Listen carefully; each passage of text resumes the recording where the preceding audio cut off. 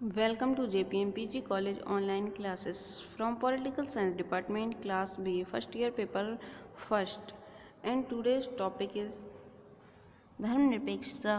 यह है आपका टॉपिक सेक्युलरिज्म। अब सबसे पहले बात करते हैं धर्मनिरपेक्षता क्या है आखिर। तो कह सकते हैं स्टूडेंट्स कि एंसाइंट पीरियड से ही धर्म का मानव जीवन में बहुत ज़्यादा महत्वपूर्ण स्थान रहा है। धर्म का संबंध मनुष्य के व्यक्तिगत तथा सामाजिक दोनों प्रकार के जीवन से है और ये एक विवादास्पद विषय है कि धर्म का राजनीति से क्या संबंध है। तो स्टूडेंट्स, विभिन्न युगों में अनेक राज्यों में धर्म तंत्रात्मक राज्य व्यवस्थाओं का अस्तित्व रहा है।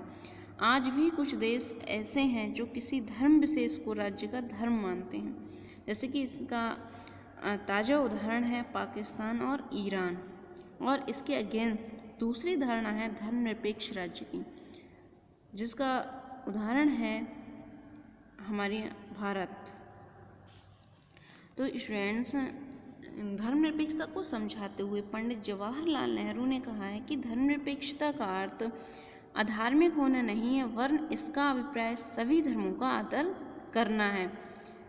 एक और विद्वान हुए हैं, राजनीतिज्ञ हैं, इन्होंने बताया कि डोनाल्ड ओजीन स्मिथ के अनुसार धर्मनिरपेक्ष राज्य वह राज्य है जो अपने नागरिकों को धर्म की स्वतंत्रता प्रदान करता है।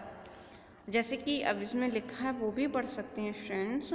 धर्मनिरपेक्षता का अर्थ है कि राज्य राजनीति या किसी गैर धार्मिक मामले से धर्म को दूर रखे तथा सरकार धर्म के आधार पर किसी से भी कोई भेदभाव न करे, सब धर्मों को समान समझे।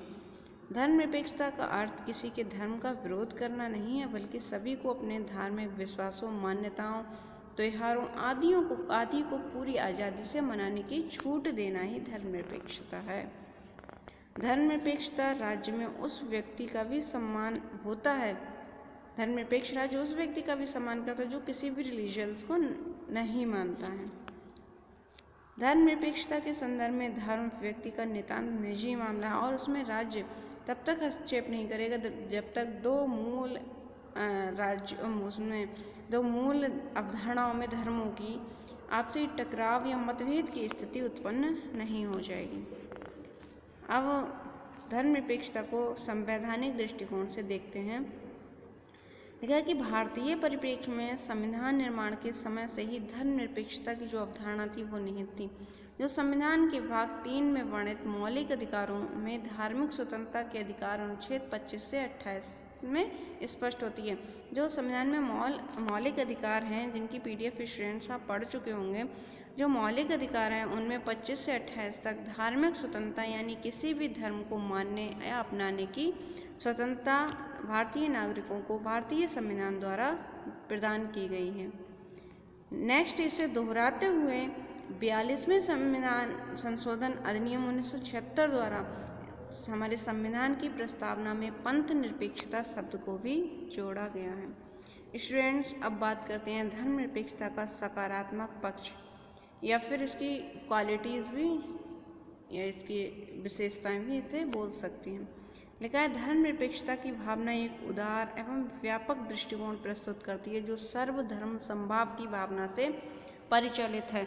मतलब इसमें राज्य के लिए सभी धर्म समान हैं, कोई भी धर्म ऊपर या नीचे या ऊंचा नीचा नहीं है। धर्मनिरपेक्ष राज्य में किसी धर्म विशेष का पोषक, प्रचारक अथवा संरक्षक नहीं किया जाता है। नेक्स्ट है, धर्मनिरपेक्षता सभी को एकता के सूत्र में बांधने का कार्य करती है।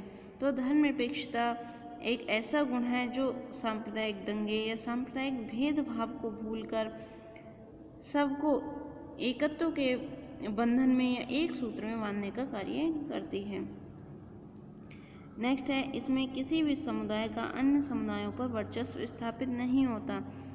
अब स्टूडेंट्स, इसमें क्या होता है कि किसी भी धर्म को उच्च स्थान नहीं दिया जाता है जिससे वो अन्य धर्मों पर अपना वर्चस्व स्थापित कर सके। तो जब सब समान हैं, सब इक्वल हैं, तो स्टूडेंट्स ये स्थिति ही उत्पन्न नहीं हो पाती है।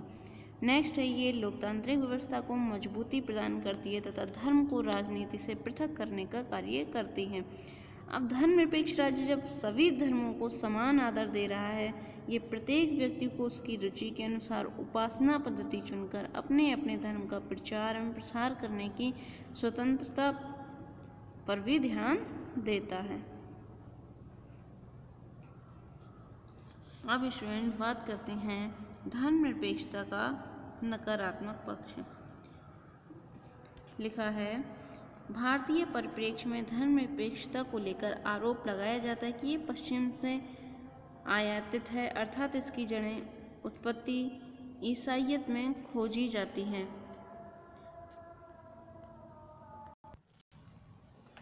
नेक्स्ट बताया कि धर्मनिरपेक्षता पर धर्म विरोधी होने का आरोप भी लगाया जाता है कि ये लोगों की धार्मिक पहचान के लिए खतरा उत्पन्न कर सकता है। तो स्टूडेंट्स इसके बारे में ये कह सकते हैं कि राज्य जग का जब कोई धर्म नहीं होगा तो धर्म से उदासीन जो नागरिक हैं वो जो राज्य है वो नागरिकों को केवल भौतिक हित साधना ही रह जाएगा और आध्यात्मिक नैतिक उन्नति जो है वो राज्य या राष्ट्र नहीं कर पाएगा।